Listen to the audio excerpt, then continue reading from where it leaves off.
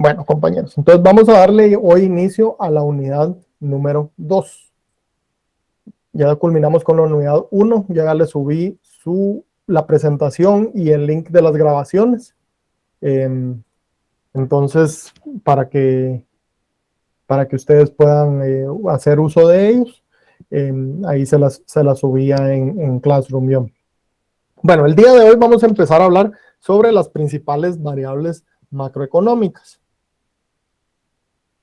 Los objetivos, ahí donde está la línea roja, hasta ahí entra para el primer parcial, compañeros. Lo otro es del segundo parcial, que se recuerdan que dijimos que era de la unidad 1 y la unidad 2. Bueno, los objetivos son presentar el modelo de oferta agregada y demanda agregada y analizar cómo las curvas de demanda agregada y oferta agregada determinan el equilibrio macroeconómico. Presentar el PIB como la magnitud más significativa de la contabilidad nacional, analizar los diversos métodos para medir el PIB y precisar los conceptos de PIB real y PIB nominal. Luego vamos a tener nosotros aquí las principales variables macroeconómicas. La oferta y demanda agregadas, el consumo y la inversión y el crecimiento económico, todos son variables relacionadas con el PIB. ¿Quién se recuerda qué dijimos que era el PIB, compañeros? La producción del Producto Interno Bruto, que es toda la producción en un año que realiza el país. ¿Correcto? Producto Interno Bruto, licenciado. Así es el Producto Interno Bruto, es la producción de bienes y servicios finales de un país en un periodo dado. Generalmente lo evaluamos anualmente, pero también existe el PIB trimestral que se utiliza, ¿verdad? Es decir, nosotros en esta lo que estamos tratando de hacer es determinar cuánto se produjo en un país en un año en particular.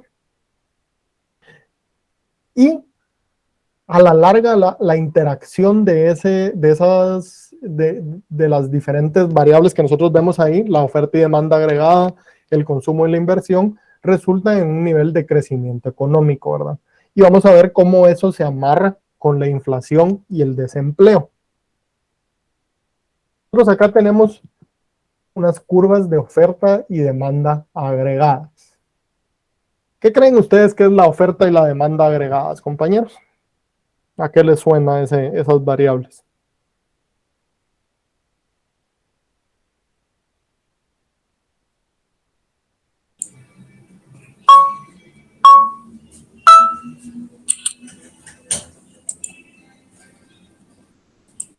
¿Sí, compañeros?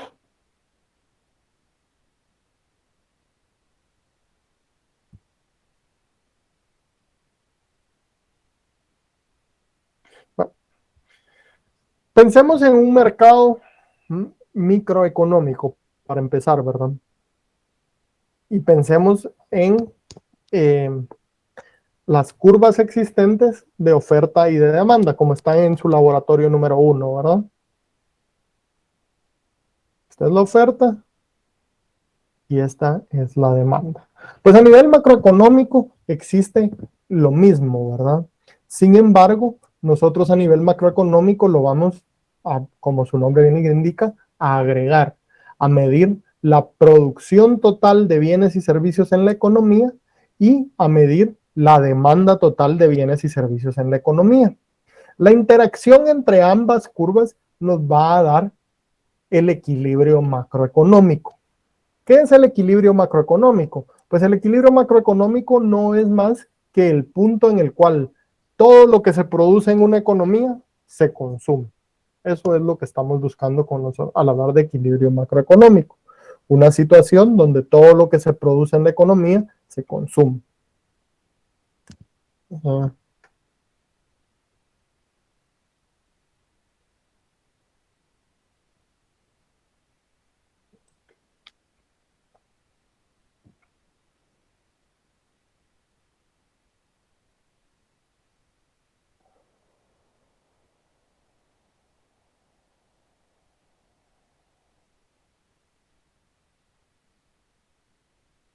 De alguna manera el pensar en el equilibrio macroeconómico a veces es un poco más intuitivo si nosotros lo pensamos desde el punto de vista de un desequilibrio.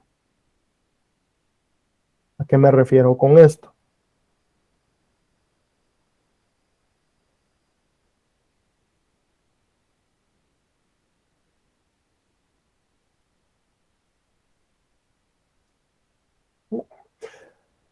Quizás alguno de ustedes alguna vez haya encontrado una gráfica similar a esta, en donde en el eje X tenemos los años. Entonces, póngase, por ejemplo, aquí podríamos pensar en,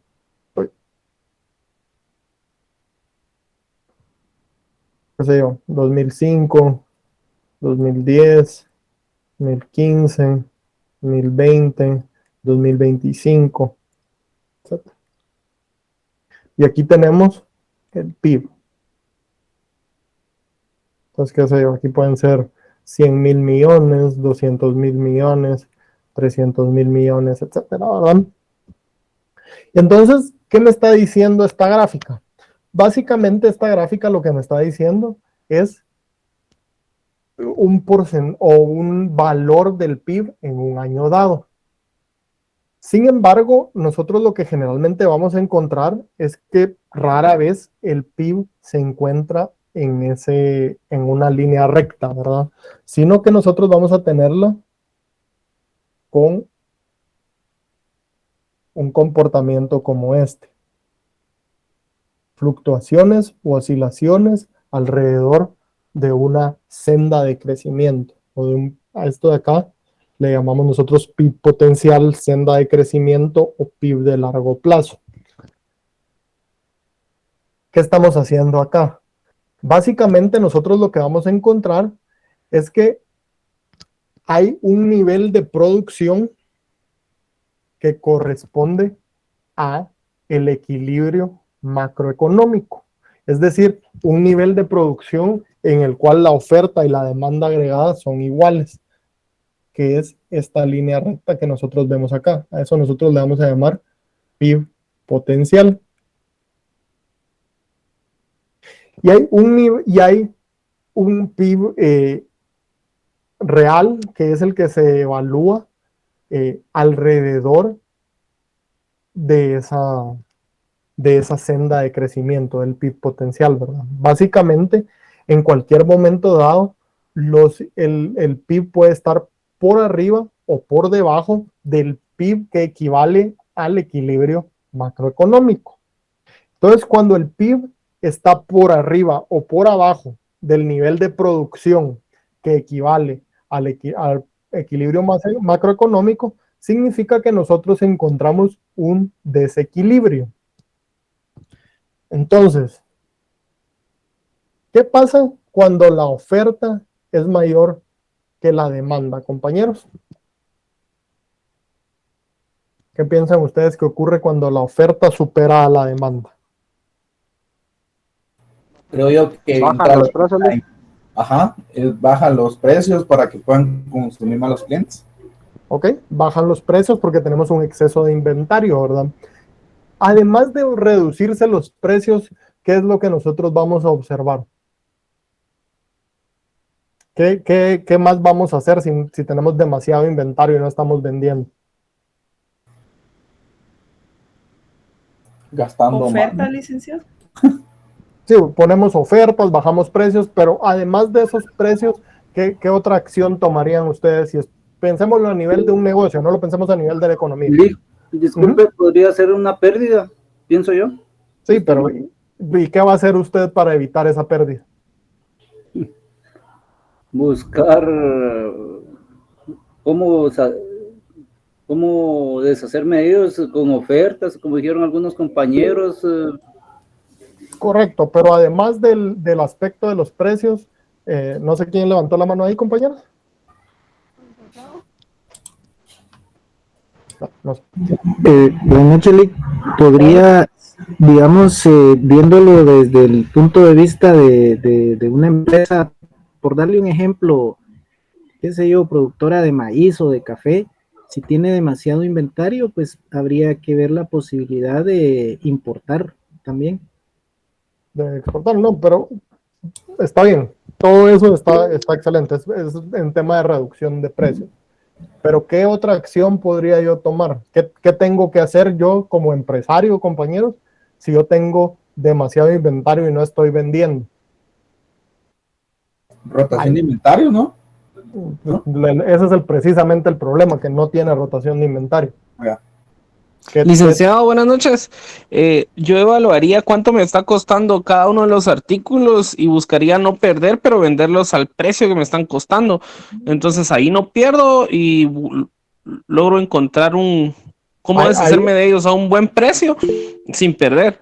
Ahí va por el camino correcto. Les voy a dar el chivo. No tiene nada que ver con el manejo de inventarios, pero sí tiene que ver con mitigar la pérdida.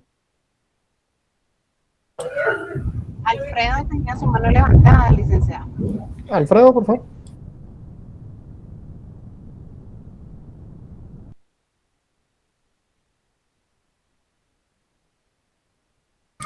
Licenciado, sería venderlo al costo.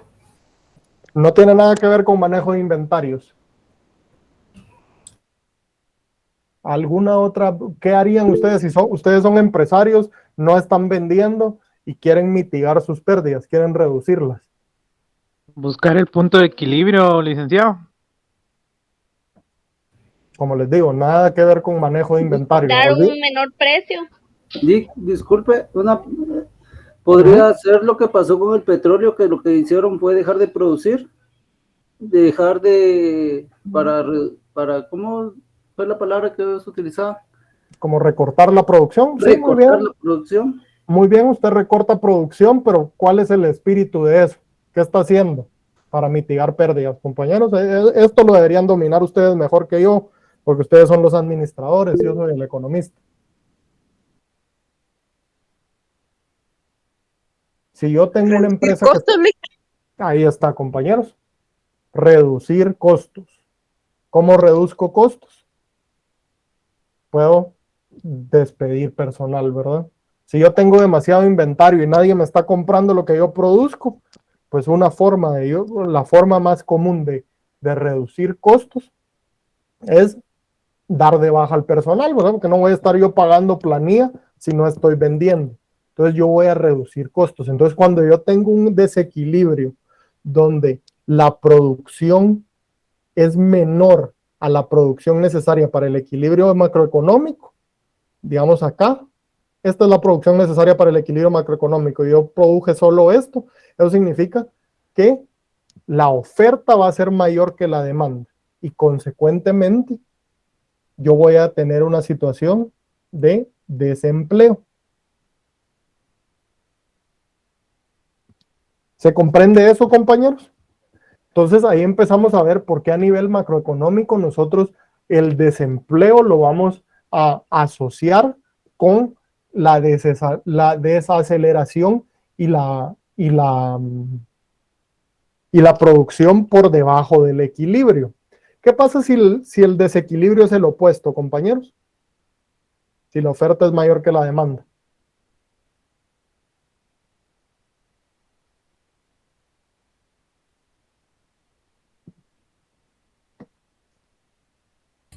Hay más ventas, licenciado, y por lo tanto van a haber más empleos. Va a haber más empleo, pero ¿cuál va a ser ¿Se puede subir el precio? Ahí tenemos. ¿Y cómo le llamamos al alza generalizada de los precios? Inflación. Inflación. Y ahí tenemos la respuesta de por qué a nivel macroeconómico nosotros consideramos la inflación y el desempleo como variables opuestas, ¿verdad? Porque son los dos fenómenos macroeconómicos a los cuales nosotros nos vamos a enfrentar en las situaciones donde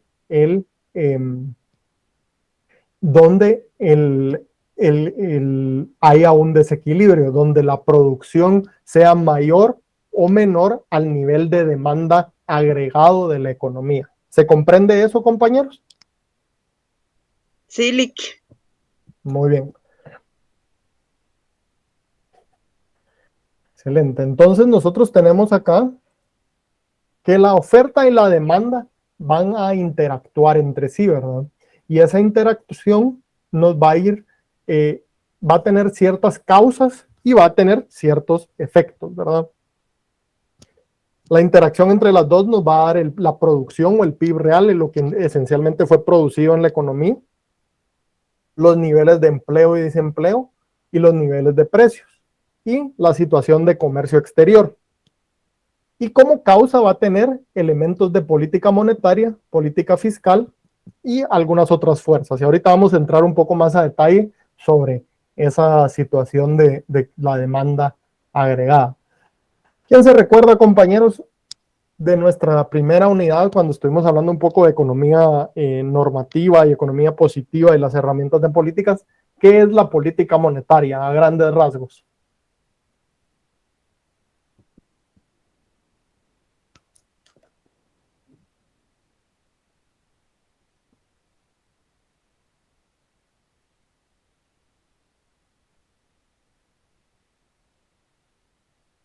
Muy bien, la política monetaria, a grandes rasgos, compañeros, si no se recuerdan, es la política que rige o mide el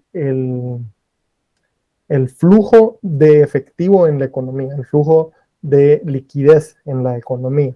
Eso es lo que está tratando de controlar, cuánto dinero hay circulando en la economía. La política fiscal, por otro lado, mide el gasto de gobierno y las tasas impositivas. Entonces, vamos a entrar un poco a detalle sobre qué es la demanda agregada y cómo la podemos nosotros evaluar en términos de sus causas, ¿verdad?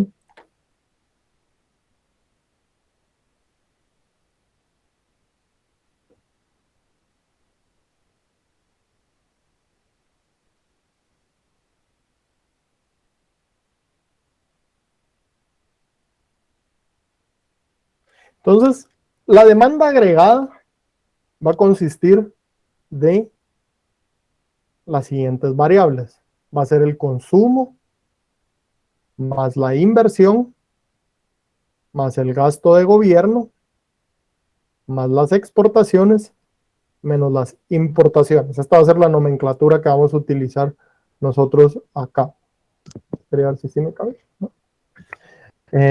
Consumo, inversión, gasto de gobierno, exportaciones e importaciones. El consumo, aquí obviamente nos vamos a referir al consumo de las familias y los hogares, ¿verdad? ¿De qué depende el consumo, compañeros? ¿Cómo sabemos cuánto se consume? Adelante. No sé quién levantó la mano, pero adelante. Lico, una consulta. ¿Las remesas de países extranjeros, cómo entrarían en el juego acá? Acá no entran en juego, compañero. Las remesas son un flujo de efectivo que entra. Bueno, no voy a decir que no entran en juego, perdón, eso sería una forma de ponerlo. Las remesas, básicamente, es efectivo que entra al país y que se traduce en alguna de estas variables, ¿verdad? Es decir, si usted recibe, digamos que usted tiene un familiar en Estados Unidos y le manda $500 al mes, usted ya sea lo va a consumir, lo va a invertir, si lo paga en impuestos se lo va a gastar el gobierno o va a comprar bienes importados, ¿verdad? Entonces, en este análisis no es que no sea tan relevante, sino que nosotros acá las estamos viendo para qué usa la gente el dinero una vez lo tiene. Porque la remesa no es una producción como tal, ¿verdad? Es un flujo de efectivo producido en otro país que usted lo recibe acá sin tener una contraparte. Es básicamente como un regalo que entra a la economía y usted se lo gasta en alguno de estos segmentos, ¿verdad? No sé si eso le aclara su duda, compañero. Sí, lo entendí a ese punto, pero supóngale que se invierta en empresas que a nivel incrementen como las exportaciones del país. Pues sí, eso puede pasar, ¿verdad? Pues definitivamente. Y hay algunas formas de medir el impacto que tienen en ese sentido las remesas, ¿verdad? Pero empezando por lo básico, aquí veamos en primer lugar de qué dependen estas variables. Entonces sí, entonces usted básicamente puede decir, bueno, yo recibí remesas y me las gasté en consumo, ¿verdad? Hice súper, puse una tienda, o compré bienes importados. Sí, eso es lo que pasaría con esas remesas. Pero no, si bien tienen un impacto en la demanda agregada, no son parte no son parte de esto porque no son producción como tal interna del país, ¿verdad?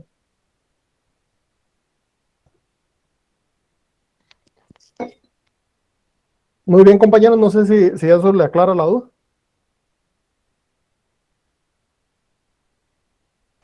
Sí, todo bien, gracias. Ok, muy bien. Entonces les pregunto, compañeros, ¿de qué depende el consumo? Cuando digo de qué depende, ¿qué mueve al consumo? Adelante. Buenas noches, licenciado. El consumo creo que depende del ingreso de cada uno. Excelente. Ahí lo tenemos nosotros. La variable clave va a ser el ingreso, ¿verdad? Entonces aquí lo vamos a formalizar un poquito más nosotros. Vamos a decir que el consumo va a tener dos componentes, ¿verdad? El consumo va a tener un consumo que le llamamos nosotros consumo autónomo. Ustedes en su libro lo van a ver es como C sub 0, es consumo autónomo.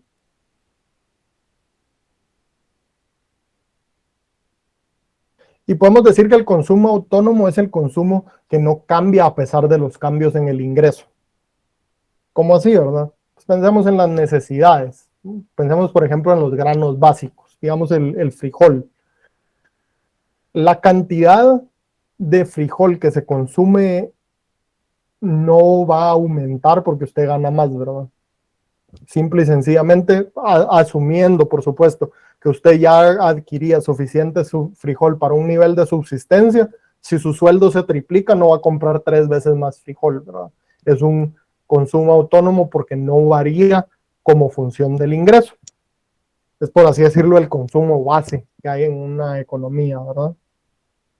Y luego tenemos nosotros lo que llamamos consumo inducido. O también es conocido como propensión marginal a consumir. Propensión marginal a consumir. Propensión marginal a consumir básicamente me dice el porcentaje de mi ingreso que yo destino a consumo cuando mi ingreso aumenta, ¿verdad? Entonces supongamos que usted ganaba 5,000 quetzales y ahora gana 10,000. ¿Qué porcentaje de ese aumento de sueldos va a destinar usted a consumo? Eso es básicamente lo que le dice esto, ¿verdad?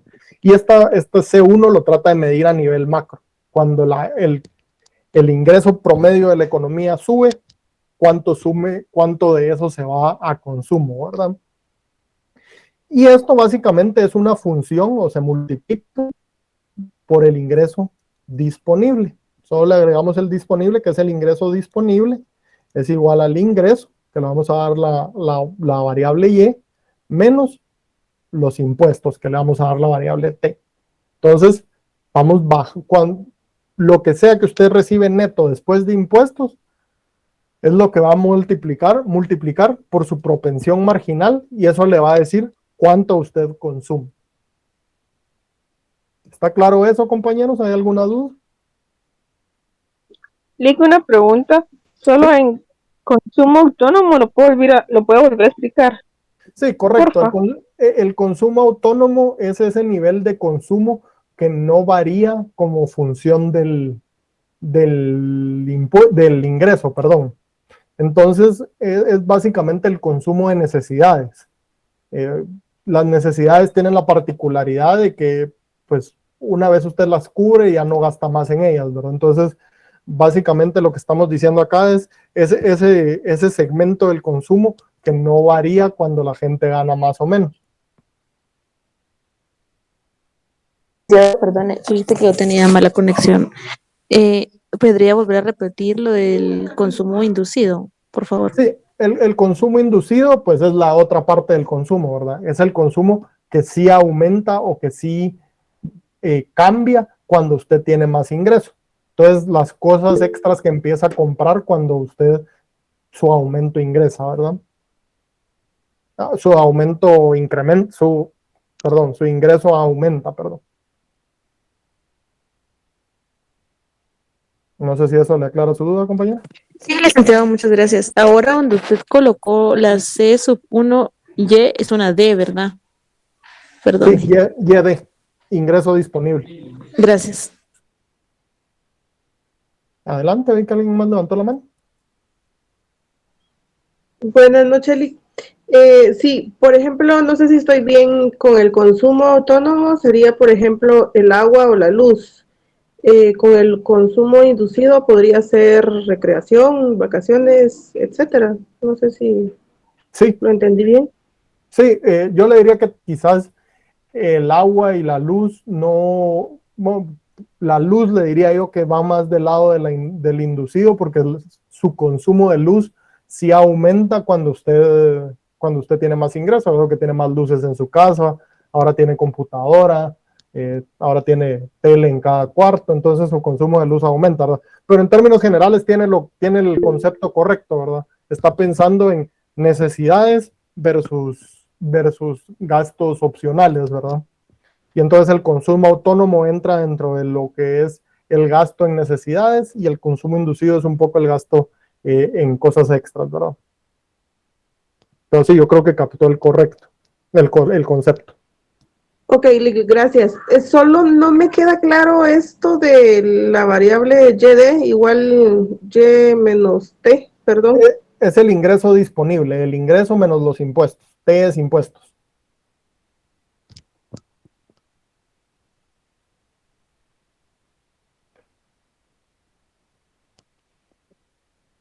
Y disculpe nuevamente que lo vuelva a interrumpir. Cuando estaba teniendo problemas, usted estaba escribiendo las siglas, las iniciales del inicio de su pantalla. Solo tomé que había dicho consumo, inversión y los otros eran gasto, exportación y el último. Es gasto de gobierno, eso es claro, porque el gasto de gobierno es lo que sea que el gobierno se gasta, exportaciones e importaciones. Muy amable, gracias.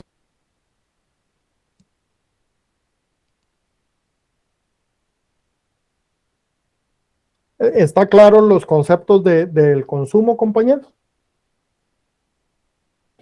Y licenciado, perdone, únicamente para hacer de repente una comparativa, el consumo autónomo viene siendo como las necesidades básicas, más o menos, las primarias, correcto. Y el consumo inducido viene siendo como las secundarias, ropa, recreación y todos esos pequeños detalles, ¿no? Correcto. ¿Ves para tener una idea más clara? Correcto. Ajá. Ah, ok, muy amable. Sí, ajá. Sí, o sea, básicamente el consumo autónomo es el consumo base, ¿verdad?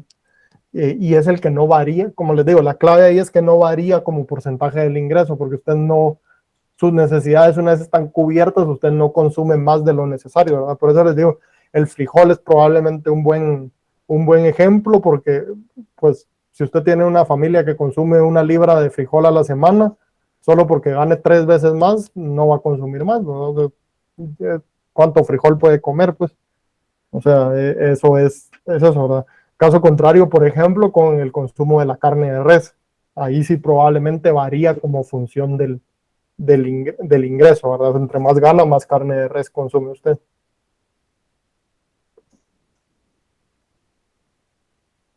¿Estamos claros ahí, compañeros? Adelante. Lick, solo, pues creo que no sería una observación y a la vez una pregunta. Yo lo he tomado como que el consumo autónomo es bastante reducido a nivel individual y el inducido sí es bastante amplio en cuanto a, ¿cómo le digo?, a necesidades que se tengan que satisfacer, ¿verdad? Algo así es como que no son muchos lo que entran en consumo autónomo, porque yo tenía la idea de que el consumo autónomo está en las necesidades, pero no entran todas las necesidades. Fíjese que ahí cuantitativamente tiene el instinto correcto. Fíjese que generalmente cuando nosotros graficamos el consumo, tiene una forma algo así. Entonces, esto de acá es el consumo autónomo. Este pedacito de acá es el intercepto de Y.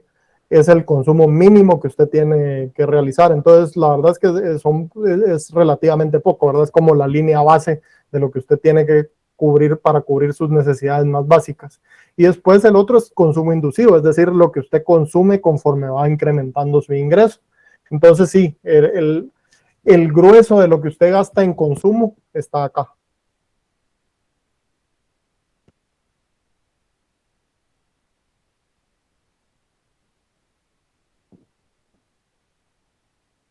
Gracias, Lick. De nada, compañero. Muy buena observación. Muy bien, compañeros. ¿Algún otro comentario acá antes de que pasemos a la inversión?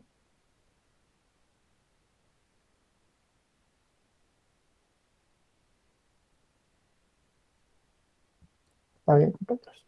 Bueno, entonces, cuando hablamos de la inversión, voy a borrar un poquito aquí porque necesito el espacio. Cuando hablamos de la inversión, compañeros, ¿qué variable se les ocurre a ustedes que va a tener impacto sobre la inversión? ¿Cuál? Ya descubrimos de que en el consumo son dos variables macroeconómicas, ¿verdad? El ingreso de las personas y la tasa de impuestos. Eso va a tener una relevancia importante ahí. Pero en el caso de la inversión, ¿qué variables van a entrar en juego, compañeros?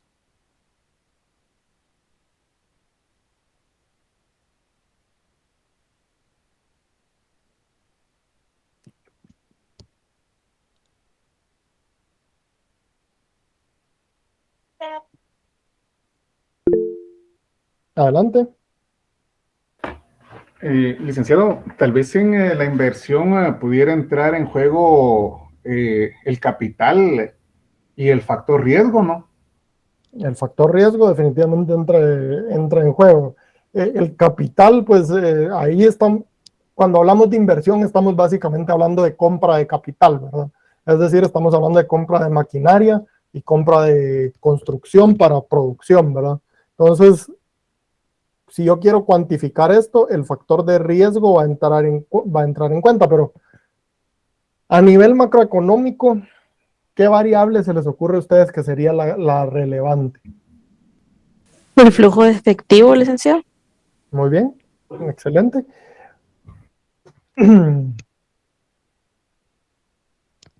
Vamos a decir lo de este punto.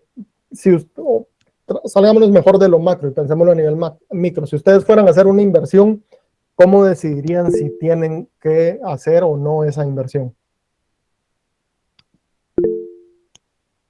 Adelante. En mi caso, licenciado, yo vería el porcentaje de ganancia que obtendría en base al riesgo que estaría corriendo también, ¿verdad? Excelente, sí, usted va a tener que ver un porcentaje de ganancia. Y a nivel macroeconómico, nosotros ese porcentaje de ganancia, ¿cómo podemos tener un impacto sobre él? ¿Qué variable va a impactar su capacidad de tener ganancia o pérdida? Adelante. Digo, una consulta, en ese caso no entraría así como que los precios y el desempleo, o eso es muy diferente. Eso sería más parte de un análisis de mercado, ¿verdad? Usted tendría que ver si el producto que usted tiene va a venderse y el producto y si el producto tiene mercado, ¿verdad? Tiene quien se lo compre. Pero como les digo, es parte más de un análisis de mercado, que definitivamente si estuviéramos en una clase de proyectos, les diría yo, lo primero que tienen que averiguar es si tienen mercado, ¿verdad? Pero debido a que no estamos en clase de proyectos, sino que estamos viendo la inversión a nivel macro, ya determinamos nosotros, perdón compañero, no le agarré su nombre, pero ya determinó el compañero cuál es la variable clave ahí. La variable clave es la ganancia, ¿verdad? Si yo voy a invertir es porque quiero ganar. Supongamos que yo quiero 1.000.000 de quetzales para comprar una máquina de rayos X. Y voy al banco y les pido el préstamo y el banco me da el préstamo. La matemática de la ganancia va a cambiar mucho si la tasa de interés que me cobran es 5%, que si la tasa de interés que me cobran es 18%. ¿Por qué? Pues porque obviamente la cantidad de radiografías que yo voy a tener que tomar para cubrir este 5% es mucho menor que la que voy a tener para cubrir este 18%, ¿verdad? Entonces, ahí va a ser bien relevante la tasa de interés. La tasa de interés se va a volver en la variable clave para determinar la inversión. Entonces, nuevamente, fíjense que la inversión va a tener un componente autónomo. Aquí es un poco más intuitivo. El componente autónomo es la inversión que nosotros utilizamos para reemplazar capital depreciado, ¿verdad? Porque ya está viejo, porque necesitamos reparar y darle mantenimiento. Eso se entiende, ¿verdad? Ya es parte de lo que se hace. Pero nosotros también tenemos una inversión inducida, es decir, una inversión que funciona como una función de la tasa de interés. Utilizamos R para tasa de interés, porque en inglés es rate, que significa tasa de interés. Entonces, aquí nosotros tenemos de que la inversión va a ser va a tener una relación negativa con respecto a las tasas de interés. ¿Qué se refiere a esto? Que si las tasas de interés son más altas, la cantidad de inversión que yo puedo esperar en la economía va a ser más baja. Y si la tasa de interés es demasiado baja, la cantidad de inversión que yo puedo esperar en la economía es más alta, ¿verdad? Eso es lo que nosotros vamos a esperar, porque van a ser una función de la tasa de interés. ¿Se comprende por qué la inversión es una función de la tasa de interés, compañeros? ¿Tiene sentido para ustedes el comportamiento de esas variables? Sí, licenciado. Solo igual, tal vez agregando un comentario, podríamos decir entonces, hablando a nivel macroeconómico, que este año estamos propensos a tener menos porcentaje de inversión en Guatemala a comparación de los años anteriores por la tasa de interés que ahorita acaban de subir. Es correcto. Subir, es correcto. Ajá. Nosotros ahí pensamos en lo que estamos tratando de hacer. Estamos tratando de retirar liquidez de la economía. Eso significa que nosotros estamos tratando de hacer que los créditos suban de precio. Y cuando los créditos suben de precio, pues hay menos proyectos que se vuelven viables, ¿verdad?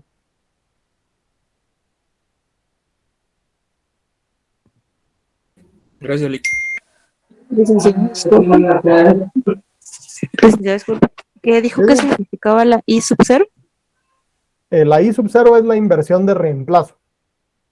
Es decir, lo que usted invierte para reparar y darle mantenimiento a capital que ya está depreciado. Gracias.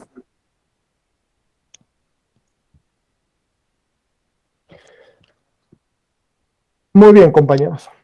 Sé que nosotros, el gasto de gobierno dentro de nuestro modelo de demanda agregada, que esto a la larga es un modelo, ¿verdad? Es una simplificación de las cosas, porque obviamente la inversión depende de muchos factores, ¿verdad? Pero lo podemos guiar de alguna manera con la tasa de interés.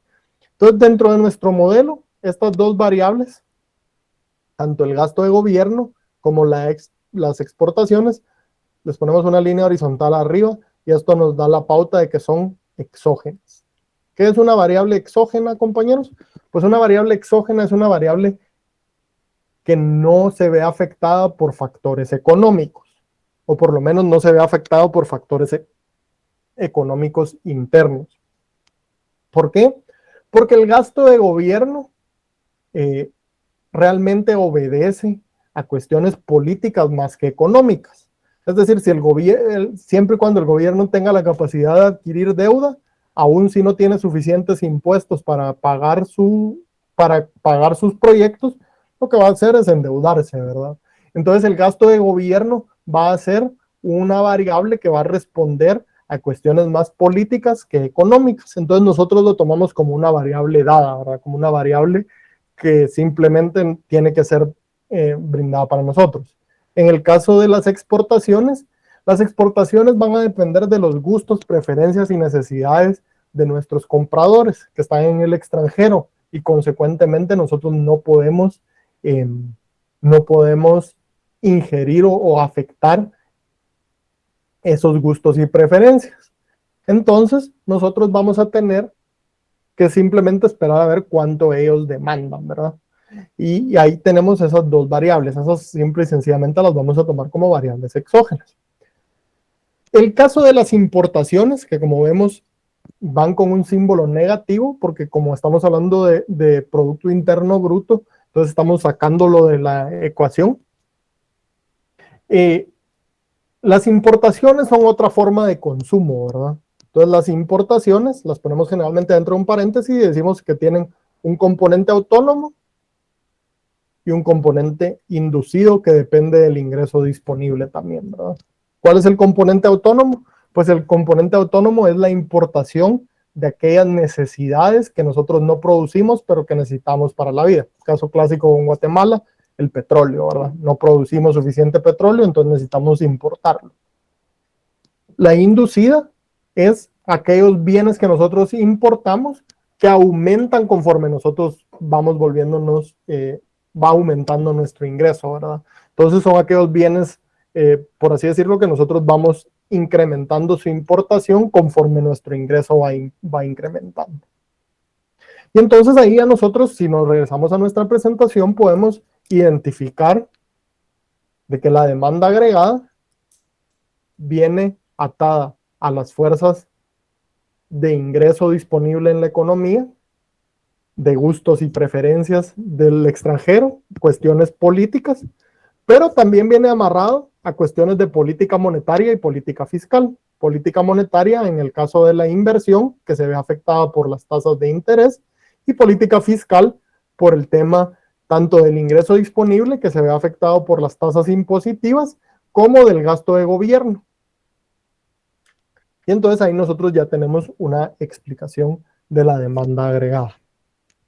¿Se comprende eso, compañeros? ¿Hay alguna duda o algún comentario que alguien quisiera agregar?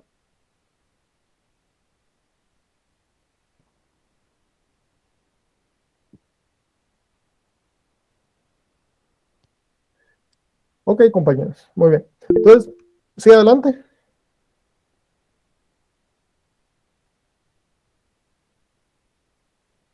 No sé si alguien levantó la mano, compañero.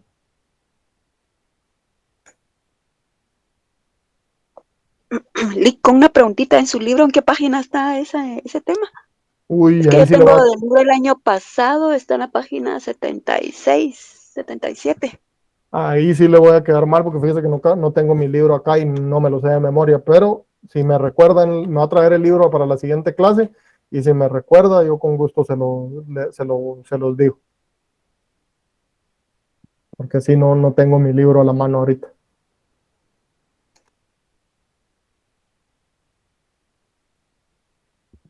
Compañera, en mi libro está en el 75, la página 75 dice la oferta y la demanda agregada. Entonces sí, gracias, compañera.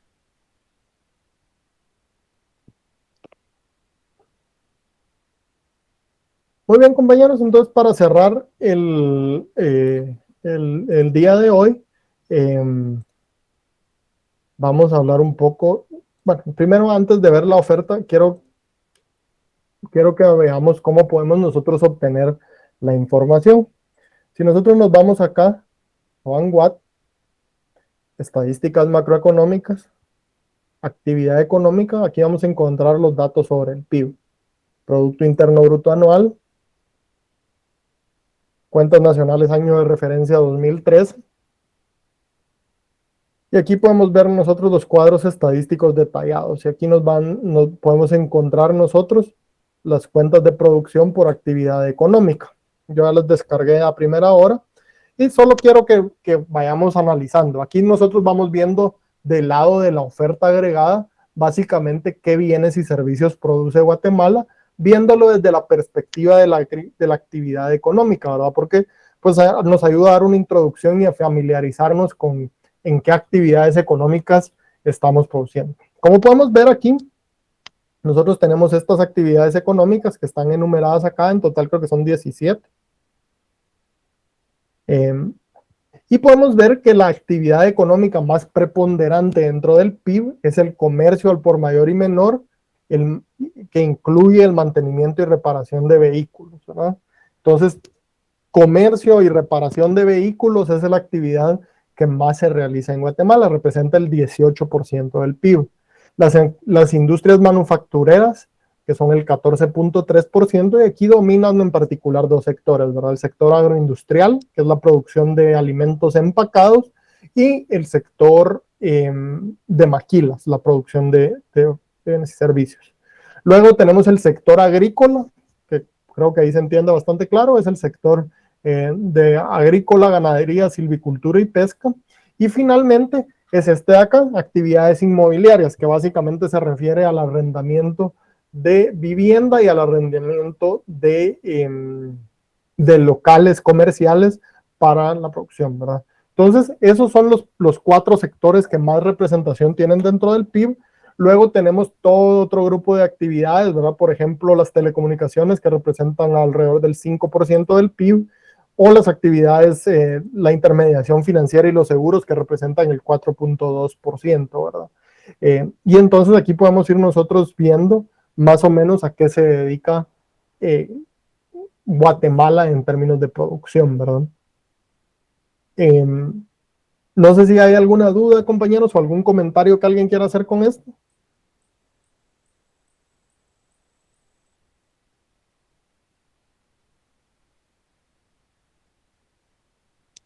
Muy bien, compañeros.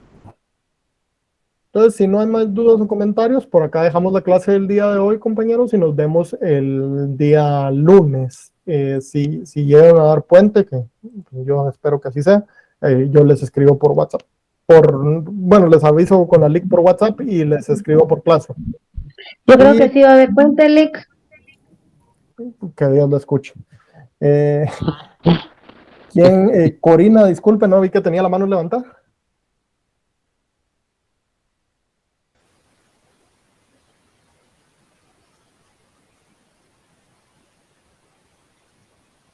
Ya se va el Burlic. Buenas noches. Buenas noches.